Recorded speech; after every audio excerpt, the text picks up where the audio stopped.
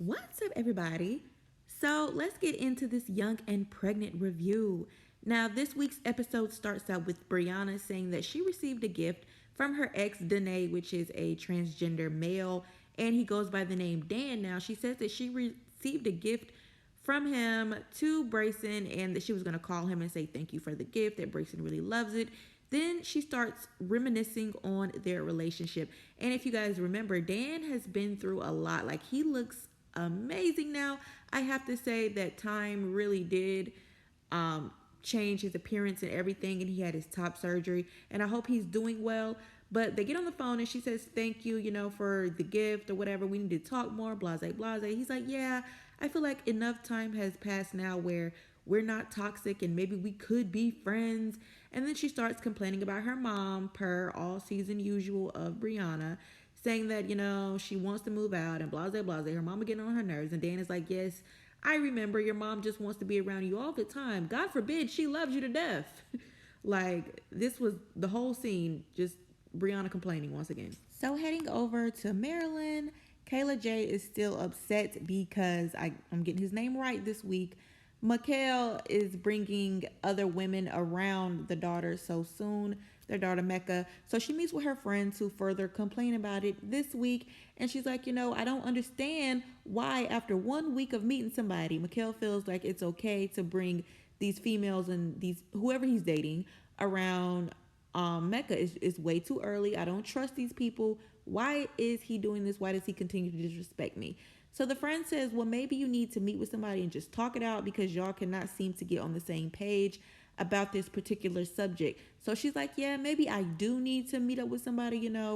My mom had 11 biological kids and I don't feel like she was nourishing to me, and I don't never want Mecca to feel that way, and I just need to, get on the same page so we can have a good co-parenting space.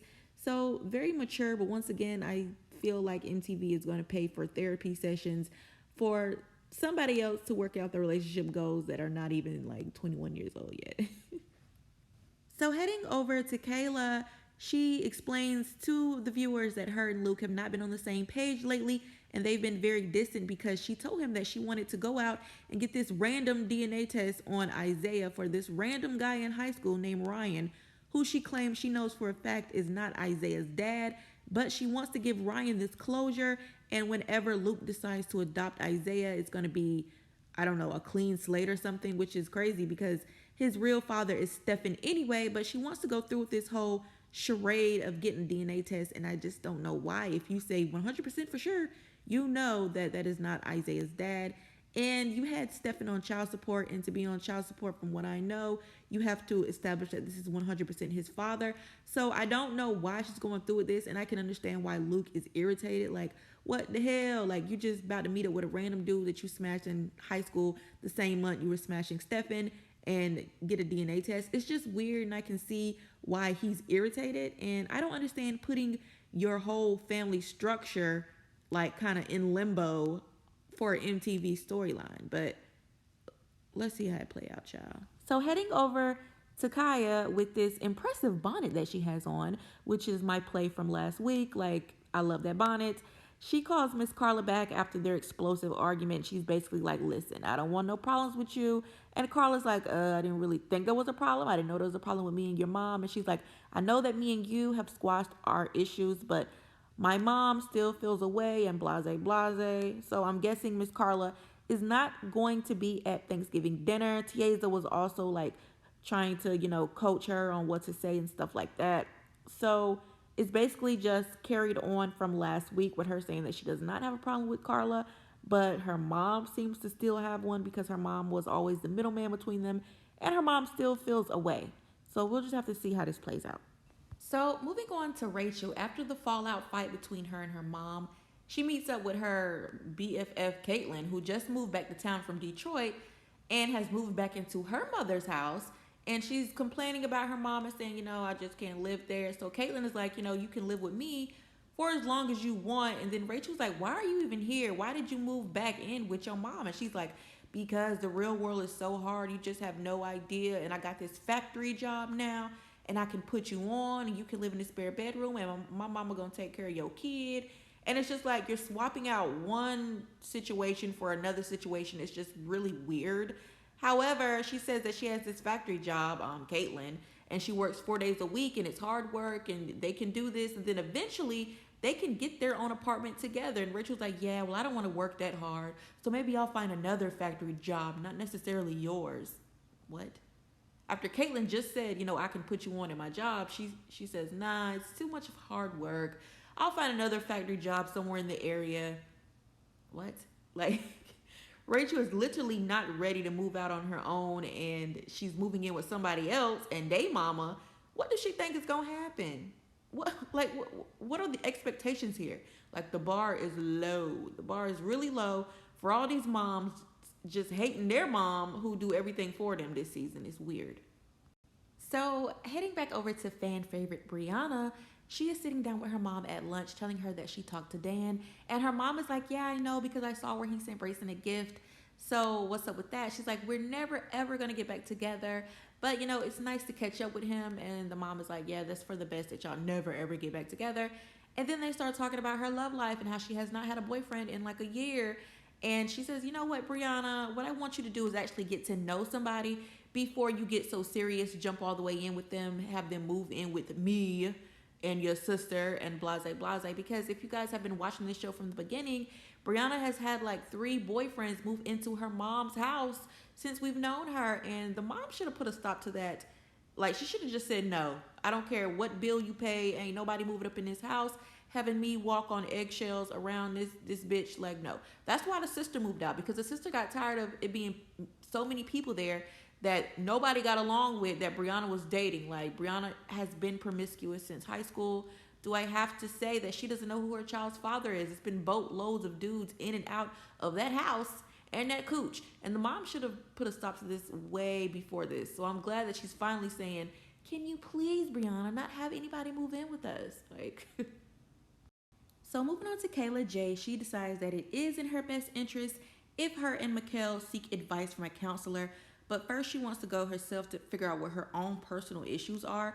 Then it switches over to Mikhail talking with a friend, I'm guessing in Philly. So they're talking, and he's like, yeah, man, like, I don't know why I can't see my daughter without, being in Kayla J's house. It's just stressful right now.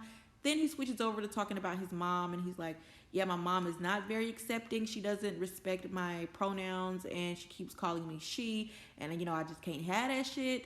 And the friend is trying to tell him, it's all a process. Like, my mom had a hard time with it too, but now she's coming around. She's realizing, that this is who I am. And, all of that stuff is going to come in time, which is true. If you're making a drastic change, like changing your gender, you can't expect somebody to, like, just up and call you what you want to be called one day when you've been going by a certain thing your entire life, and that's how you were born. However, he says that his mom is old school and that, she's just not with it at all. She's not going to respect it. So Mikhail thinks that he's going to have to love his mom from a distance. I love you, but I can't really fuck with you like that, because you can't be around me and my daughter and you're calling me she, or you're calling me a girl, or you're not respecting my pronouns when I don't want to confuse my daughter. Like, I'm her dad, I'm a male, I'm a man, and that's what it is. So it's going to be interesting to see if his mom can actually come to terms with this decision that Mikhail has made. So heading back over to Kayla, she very awkwardly meets with this random guy, Ryan, in like Chicago or something. So they sit down at this coffee shop, and it's just so awkward. She's like, yeah, I'm here because you think that you're Isaiah's father? And he's like, yeah, because we were dating back then, and I don't think I pulled out. It's just like, what the hell? Like, what the hell? Like, and it is so awkward. They are not comfortable around each other. They start talking about their relationship and how immature they were, and he was like, yeah, it's always bothered me. I just really want to know if I'm Zay's dad, and even though it's not going to make up for lost time, I still want to know, because you could have been my baby mama. And she's just like, yeah, okay, I guess I'll do it. And I'm like, this is what you getting my man's Big Luke all mad about? Like, you meeting up with this random dude because you know that it's not Zay's daddy, and you meeting up with him and have this awkward ass conversation about what could have happened back then, but y'all were too immature to realize what y'all had. Like, you really upsetting my Big Luke for this crap right here. So they are awkwardly saying, yeah, we need to get a test done. and stuff like that. And it's just like, okay, very, I don't know, weird. So heading back over to Virginia, Kaya is sitting down with Taze and her mom. And her mom basically is asking her, has she talked to Carla since the big explosive argument? And she said, yeah, I actually called her back that same day when you left. And we kind of worked it out. And would you be willing to sit down with her? And Kaya's mom is like, no, I ain't got nothing to say to her. I don't see how she feels like me and her don't have an issue. When the last time I saw her, she was trying to fight my pregnant daughter. Like, we have an issue. I don't want to meet up with her. Basically, forget her. So Kaya's mom is pretty much no nonsense. I don't want to meet up with her. You try to do the little olive branch of Thanksgiving. It is what it is. We ain't got to talk. We ain't got to fuck with each other. And that's just basically that scene on that. So Rachel has finally moved into her best friend Caitlin's house. And she claims that she got a job working at this factory that Caitlin was working at. She then calls her mom to ask her, because, she still needs her mom, can she watch Hazley 3 days a week while she's at work, and she'll go get her on that fourth day in the morning time, spend some time with her, and drop her back off. Her mom was like, yeah, that'll work out. I can babysit her, take the load off. I'm glad you got a job. But, you can always come home. You didn't need to move out in the first place. So then Rachel starts arguing with her about, but you just treat me like I'm a child. You tell me that you're going to call the cops on me when I don't come home. You tell me that I have a curfew. You tell me I have to cut all the lights off in the house when I want the lights on. And I just can't live like that. So they pretty much start going back and forth because Rachel's mom doesn't feel like she does anything too overbearing or too bad. And Rachel feels the opposite. And so she's like, you know what, Rachel, just call me when you need me. I'm not finna keep going back and forth with you. So swinging back over to Brianna, she is hanging out with her friend Ashley, her way-grown friend Ashley, and she says that she decided to join a dating app. Now, I don't know why this is a storyline about her dating when she doesn't even have a job right now that can officially support her, but she says that she's getting back out there. She joined a dating site. We don't know what the dating site is. It's probably blackpeoplemeet.com. And that she can't wait to have a family and settle down and blase, and hopefully it won't be toxic this time around when she gets a man. Ashley says, yeah, because I got one. I've been married for 10,000 years, so I can help you cipher through these, fuck boys and get you a good one. So I'm guessing next episode, Brianna's going to go on a date. So MTV has Kayla J meeting up with this counselor, whom I don't know where they really find these counselors because they never say doctor who and who. So I don't even know if MTV actually pays for doctor therapies or just like self-appointed counselors. I don't know. But anyway, she's meeting up with her and she basically is telling her that, she can't stand the fact that Mikhail has other women around their daughter and they argue a lot and she cannot control herself. And the counselor just basically tells her to control herself and control her actions. Even though she can't control what Mikhail does, she can control the way that she reacts to certain things. AKA, get over the fact that Mikhail is moving on and sleeping with other girls. So then we check back in with Kaya, who, what a surprise, is talking about Miss Carla again. She actually stops over her sister's new apartment to converse about Miss Carla and the fact that their mommy doesn't want anything to do with this lady. And she's like, I can't believe that mommy really ain't gonna try to work it out. Well, your mommy said no, and can we please move on? So her sister is saying, that she sees growth in Kaya because Kaya says, I just want to be a big person. We can't always fight when we get up for family events and stuff. I'm doing it for Amore. I'm not doing it for anybody else. And I feel like a mommy should do the same. So that is a little growth on Kaya's end. We'll see. So then we head back over to Kayla, who is saying that her and Luke have not really been in a good space. And Luke is actually there playing with Isaiah at this time. And she's like, you never want to talk about it, but I feel like we should talk about it. He's just like, this damn DNA test. Like, I don't see the point. I don't know why you want to do it. And Kayla's like, because it'll give this Ryan dude some closure. I know that Isaiah is not his. However, he shouldn't go his whole life without knowing for sure. What? And this is bringing me back to, so Stefan didn't have a DNA test for this kid? I find that really hard to believe. And this whole charade is like, for what? And Luke is like, nah, it's just too out of the blue. You told me about Ryan when we first started going together, but, if you weren't sure that Zay was Stefan's, 100%, you should have handled that then before me and you even started talking for real, getting serious. And Luke is very much annoyed. You can see it in his face, his demeanor. He's like, whatever. It's just too out of the blue. It seems like this dude is trying to get with you. And Kayla's like, well, after the test, you'll never have to hear his name again. So we'll see how this. So going work back out. over to Rachel, we don't see her, but her mom and her sister are sitting down at the park having a conversation about her. And the conversation is really like Rachel is just going off doing her own thing. I have no idea what's up with her. She moved in with her friend, said she's gonna get a job. She's not talking to me. She's going off the deep end and stuff like that. And Mallory is like, yeah, Rachel's gonna do what she wants to do. She always has. You need to put her out and let her really be grown since she wanna be grown. And if she comes back, do not let her in the house. And of course, Big Steph is like, no, that's my baby. I'm definitely gonna let her in the house. I want her to be with me, but she doesn't want to.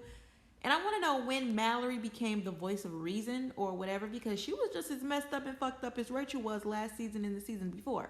So I'm slightly confused where she became the voice of reason and the person that have her shit together that can talk all this shit about Rachel. But they're having this conversation, and Steph is definitely upset. She's really upset. She said, maybe it was because I was on drugs back in the day and I didn't have my kids, that I'm trying so hard now to have them and to be there for them. And yeah, this family got a lot of issues. Stephanie has said, she did drugs and she wasn't there for Rachel and Mal. It's just really sad because you can tell that she wants to genuinely help Rachel and she wants them to, be able to cohabitate together and make up for lost time, basically. And all her kids basically like cuss her out and push her all over the place, and it's crazy. Finally, Kayla J is sitting down with this therapist lady still, and the therapist is finally making some leadway because Kayla starts to unpack her childhood trauma. She basically said that, she has two mothers, one biological and one that actually raised her. And the woman that actually raised her was like a sister or a best friend to her actual mom. And it really triggers her because she says that she got taken away from her mom because her mom was being abused, and the sister or the best friend or whatever got her and her siblings on up out of there, didn't want them to be around that. And she starts crying because, she says, still to this day, I don't even know my mom like that. We started like talking when I got 18, but I feel like I never really knew her like that. And then she starts talking about how Mikhail gets verbally assaulted, has been verbally assaulted his entire life. So they both have these childhood traumas and issues going on, and they're trying to raise a baby, and they're trying to co-parent effectively, and it's just not working out. But finally, we get some emotion out of Kayla J. I feel like she's been a stone wall. Basically, she's just been whining about how Mikhail has moved on with all these other bitches. But now we actually see a different side. Even though the therapist wasn't really no help, she was just sitting there telling me, I am now kind of interested in seeing where this goes. But that's all for this week. And y'all, please bear with me as I try to make these reviews like not as dry or whatever, but the actual episode is dry as hell, and I'm getting tired. I can see why the ratings are low. Like, this show, in comparison to the first season, is just not it. The first season of Young and Pregnant was lit. This season is just dragging out. I see the girls for maybe 4 minutes, each segment lasting 20 to 25 seconds, and it's being drawn out over the season, and they're talking about literally nothing, especially the old members, except for Kayla. It's talking about literally nothing. So I'm trying. So what y'all think?